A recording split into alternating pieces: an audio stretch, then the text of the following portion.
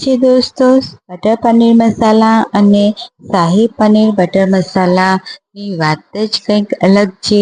અહીંયા આપણે શીખવાના છે પનીર બટર મસાલાની રેસીપી। રેસ્ટોરન્ટ સ્ટાઇલ આપણે બનાવવાના છીએ, તો એકદમ સરસ એવી રેસીપી છે।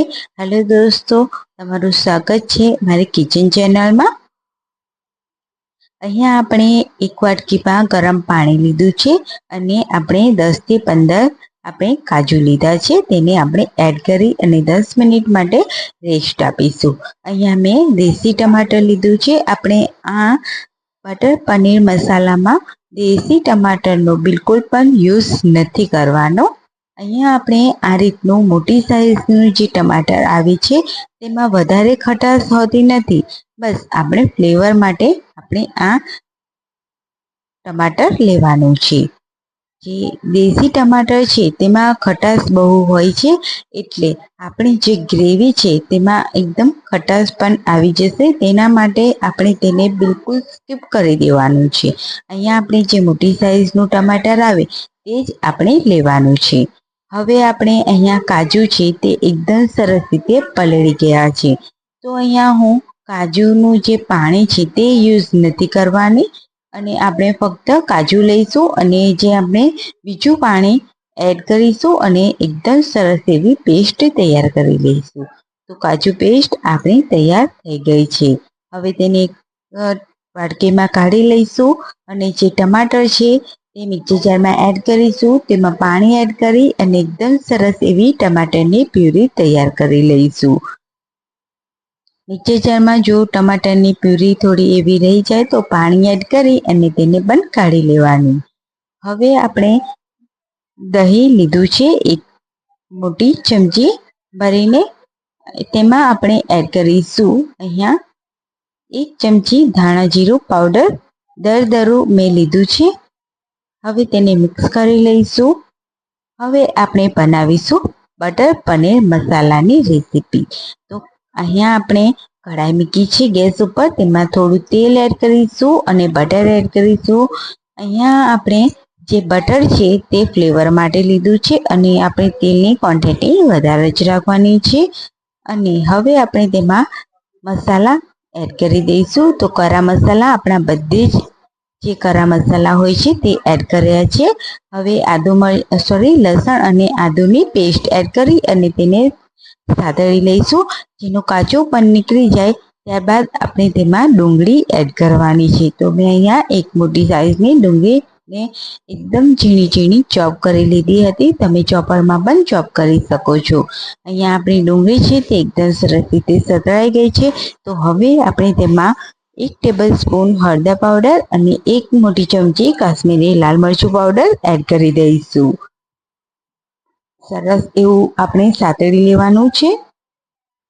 ત્યારબાદ આપણે જે ટમાટરની પ્યુરી તૈયાર કરી હતી તે એડ કરી દઈશું અને મિક્સ કરી લઈશું।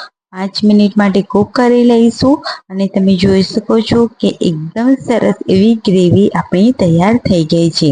પણ હજુ પણ આપણી ગ્રેવી છે તે બરાબર બની નથી, હજુ પણ આપણે તેને 2 મિનિટ હજુ પણ આપણે સાતળીશું।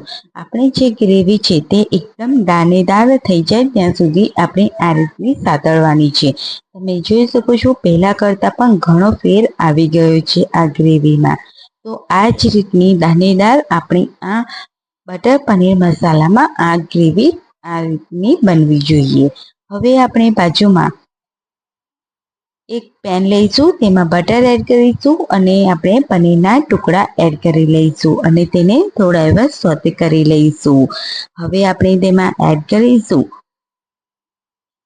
લીલા મરચાં અને આદુની સ્લાઈસ મેં ઝીણી ઝીણી કટ કરી લીધી હતી તે એડ કરી દઈશું અને તેમાં હળદર, મીઠું અને લાલ મરચું પાવડર એડ કરીશું અને તેને એકદમ સરસ રીતે મિક્સ કરી લઈશું।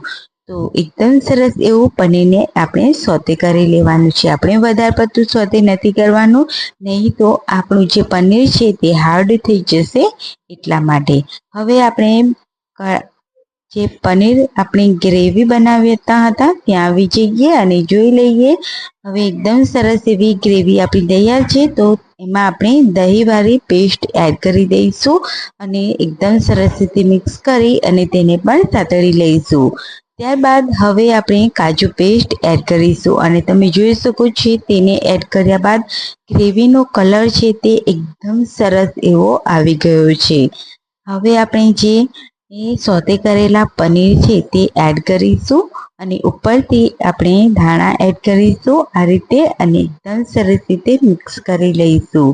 તો છે ને એકદમ ઇઝી અને એકદમ ઇન્સ્ટન્ટ સ્ટાઇલ, એકદમ રેસ્ટોરન્ટ સ્ટાઇલ આપણું આ બટર પનીર મસાલા રેડી થઈ ગયું છે. હવે આપણે અડધી વાટકી પાણી એડ કરી અને તેને 5 મિનિટ કૂક કરી લઈશું. તો એકદમ સરસ એવી આપણી આ બટર પનીર મસાલા રેડી થઈ ગયું છે. કમેન્ટ કરી દેજો આજની આ રેસીપી તમને કેવી લાગી. તો આવી જ રેસીપી સાથે અને આવા જ અવનવા વિડીયો સાથે આવતી રેસીપીમાં મળે ત્યાં સુધી બધાને આવજો. Bye bye.